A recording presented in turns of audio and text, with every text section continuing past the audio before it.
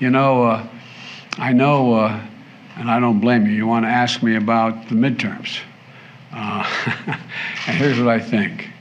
It's been back and forth with them ahead, us ahead, them ahead, back and forth. And the polls have been all over the place. I think that we're going to see one more shift back to our side in the closing days. And let me tell you why I think that. We're starting to see some of the good news on the economy. Gas prices are down sharply in 46 of the 50 states because of what I've been doing. On the debt ceiling, do you support the permanent repeal of the debt ceiling, sir? The permanent repeal of the debt ceiling? What do you mean? Debt limit? Yes. You mean just say we don't have a debt limit? No debt limit. No, that'd be irresponsible. It's mega, MAGA trickle down. Mega, MAGA trickle down. The kind of policies that have failed the country before and will fail it again. And it'll mean more wealth to the very wealthy, higher inflation for the middle class. That's the choice we're facing. That's why I think that we're going to do just fine. Now, Republicans in Congress are doubling down on their commitment to explode the deficit again. Just this week, it's hard to make this stuff up. Just this week, Republican leaders said if they get their way, they're going to extend the Trump tax cuts, which are due to expire in a couple of years. Extend them.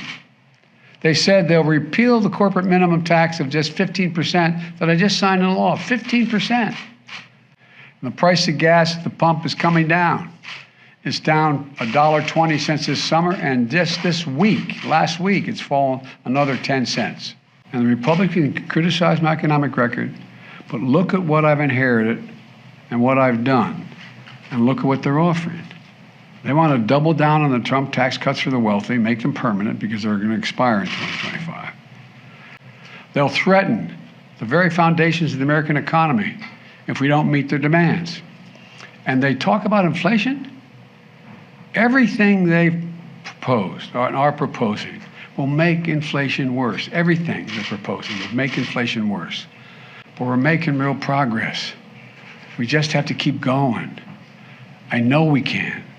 And we're better positioned than any other country in the world to get through this difficult period. Inflation's worse all around the world. So keep the faith. Keep the faith. And God bless you and put it all together. The Republican plan would add about $3 trillion to the deficit. $3 trillion. That's their plan. That's what they did under my predecessor, and that's what they intend to do again. Adding another $3 trillion to the deficit is reckless, it's irresponsible, and it would make inflation worse. You know, we're going from historically strong economic recovery to a steady and stable growth while reducing the deficit. This record deficit reduction includes the cost of my student loan plan and everything else we're paying for. The deficit is down $1.4 trillion this year, even after accounting for 30 years of debt relief paid in advance. They've laid out a plan and they laid out very clearly. Congressional Republicans say, and you all know this, their number one priority is to repeal the Inflation Reduction Act. And they're doing everything they can to get gas prices. We're doing everything we can to keep gas prices down. The Republicans are against it all. Republicans in Congress have a very different vision. Now listen to me closely. Congressional Republicans love to call Democrats big spenders. And they always claim to be for less federal spending. But let's look at the facts. The federal deficit went up every single year in the Trump administration. Every single year he was president. One more thing. If you're worried about the economy, you need to know this. The Republican leadership in Congress has made it clear. They will crash the economy next year by threatening the full faith and credit of the United States for the first time in our history, putting the United States in default unless we yield to their demand to cut Social Security and Medicare. You heard that one, right? You all heard them say that. That's what they're saying. Let me be really clear.